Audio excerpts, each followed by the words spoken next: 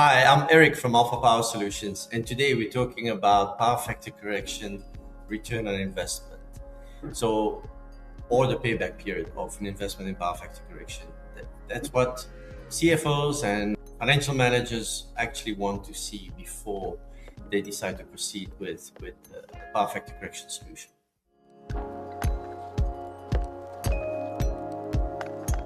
So without some basic information, it's not possible to determine the return on investment or the investment payback period of a power factor correction solution. But with some very basic information, we're able to have a fairly accurate estimate of the cost benefit of a power factor correction intervention. And typically what we need to know is the industry our customer is in. So what type of industry? Is it an abattoir? Is it a manufacturing plant? Is it a steel processing plant? Is it a mill? So we have we have a big database with typical power factors we encounter in various industries. So with that information, we have an idea what the power factor of the client will be. We also need to know whether the client is getting power directly from Eskom or from which municipality, or which municipality supplies them with power. And thirdly, we need to know the average monthly electricity bill, the value of the total electricity bill that the customer typically incurs. With that information, we can do pretty accurate estimates with an error margin of approximately 15%. Anyone can use our calculator on our website, which is completely free. And by simply inputting that information, they can do the calculation themselves. So the payback period of an investment in PFC is typically between 3 and 24 months. But most power factor correction projects have a payback period of approximately 12 months. In other words, the savings that the clients or the customers will achieve from our power factor correction interventions will pay off the initial investment required within 12 months.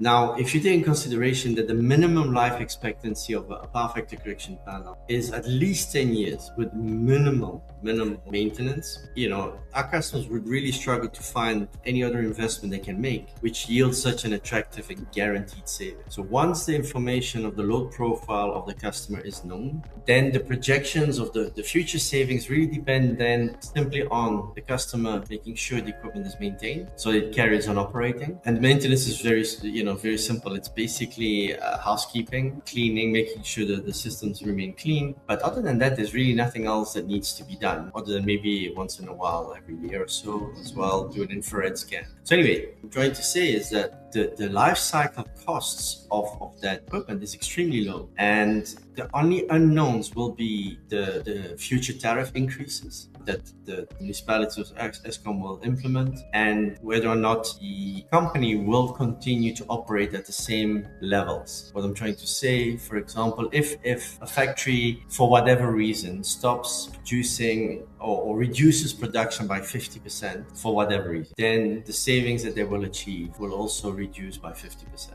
So these are two factors that are beyond our control. Other than that, our guarantees, the guarantees we give related to savings are basically subject to these two exclusions, which are completely beyond the control of our customers as well.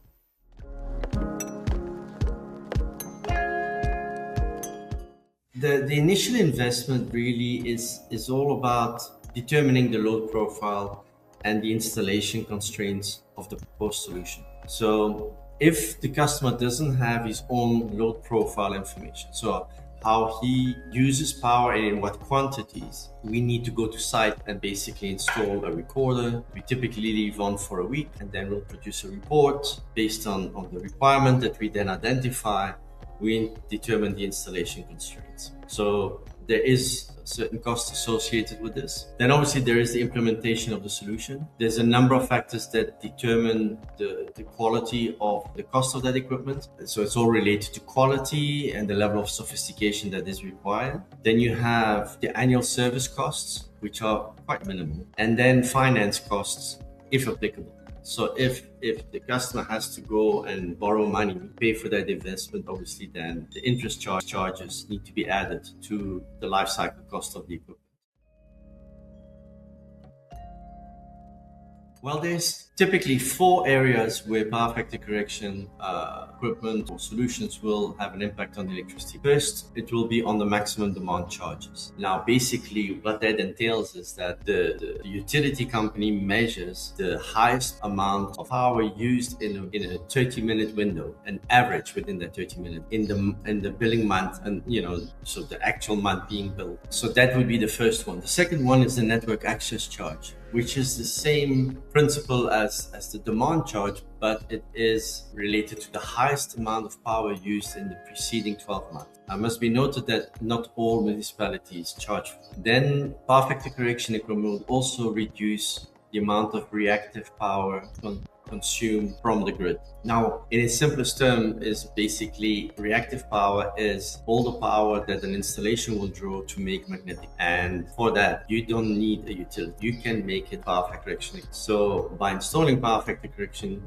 equipment, you basically manufacture or generate the reactive power that plant consumes, and it's not drawn from grid. So if the municipality charge for the amount of reactive power you consume or draw from the grid, power factor correction equipment will almost eliminate that cost or completely eliminate it. And then in areas where the utility company charges for poor power factor, for example in Zambia, these penalties are punitive. They are extremely expensive, and in those countries, obviously, the investor payback period is simply calculated on fine avoided. The fines can be depending on how bad the power factor is, but the penalties can be as much as the total electricity bill without the penalty. So basically it doubles the electricity. That is not applied in South Africa, but I suspect that it will be implemented in the medium term.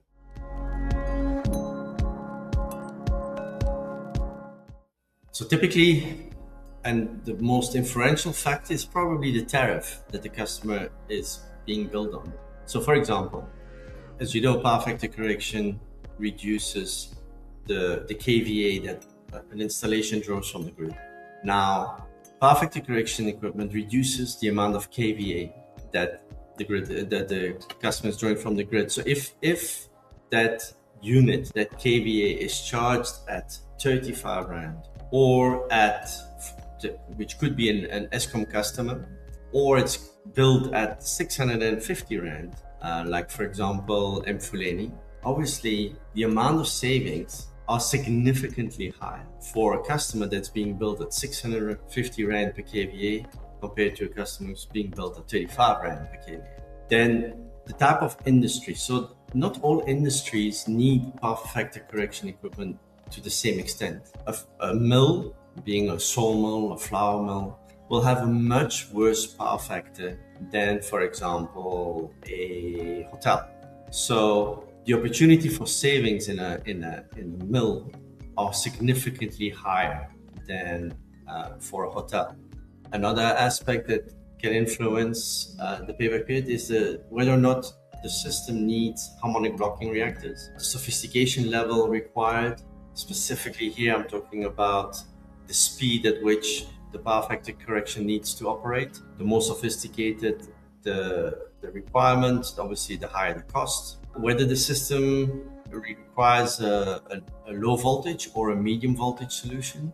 The location of the client, especially those outside South Africa. There's lots of additional costs being incurred transporting and importing equipment into sub-Saharan Africa. And then lastly, another factor that will have an influence on the payback period is the installation constraints. So if the system needs to be in a weatherproof enclosure, if it needs to be built inside a non-standard enclosure, so that whether or not it needs to be completely disassembled and then on site and then reassembled because there's access constraints, all these things will have an implication on the actual installation cost and therefore on the payback period.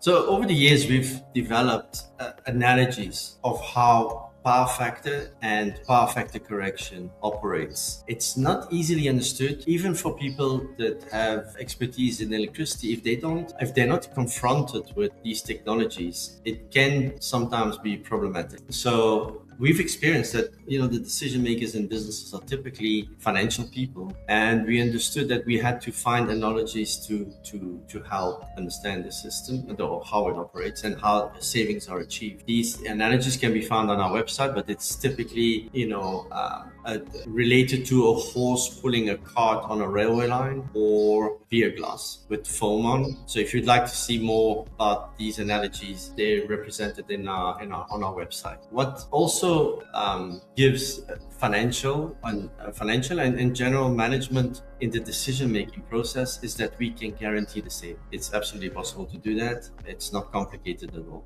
And these two things, making decision makers understand power factor correction, even though they're not technically minded, and giving them assurance that the projected savings will materialize, usually gives them the comfort to go ahead with these projects.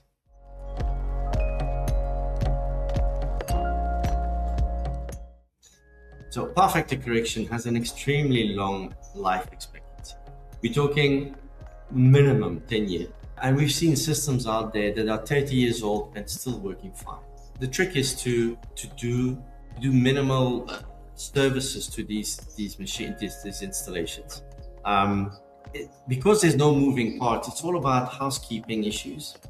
And unfortunately, they are important, because if the housekeeping is poor, for argument's sake, it's a lot of dust deposits inside the PFC panel, or the filters have not been cleaned, the ventilation filters have not been cleaned, it affects the performance of the ventilation system, and then increases the operating temperature inside these systems. They will have an impact, or they will reduce the life expectancy of the components inside the panel. So it's all about cleanliness. It's really important that these systems are kept clean. Now, for most factories, an annual service is more than adequate. Some very dirty environments, I'm talking, for example, milling companies where there's a lot of flour in the air, or steel factories, furnaces, sawmills out in the bush with lots of dust.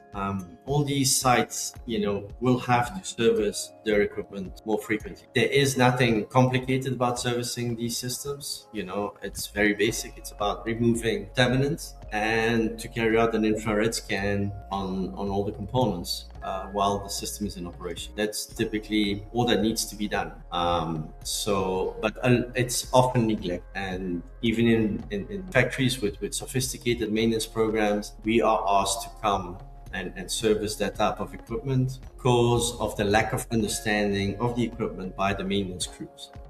So the other thing that we have started to offer now for a while now is that we offer remote monitoring. So basically it's a form of black screen monitoring where nothing is seen until a problem occurs, and then ourselves and the client gets notified of the problem, and corrective action can be taken. This ensures that our clients keep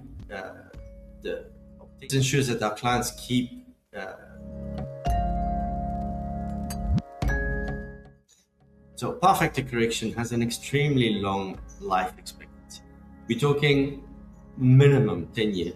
And we've seen systems out there that are 30 years old and still working fine. The trick is to do minimal services to these machines, these installations.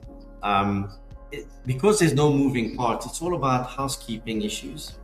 And unfortunately, they are important, because if the housekeeping is poor, for argument's sake, it's a lot of dust deposits inside the PFC panel, or the filters have not been cleaned, the ventilation filters have not been cleaned, it affects the performance of the ventilation system, and then increases the operating temperature inside these systems.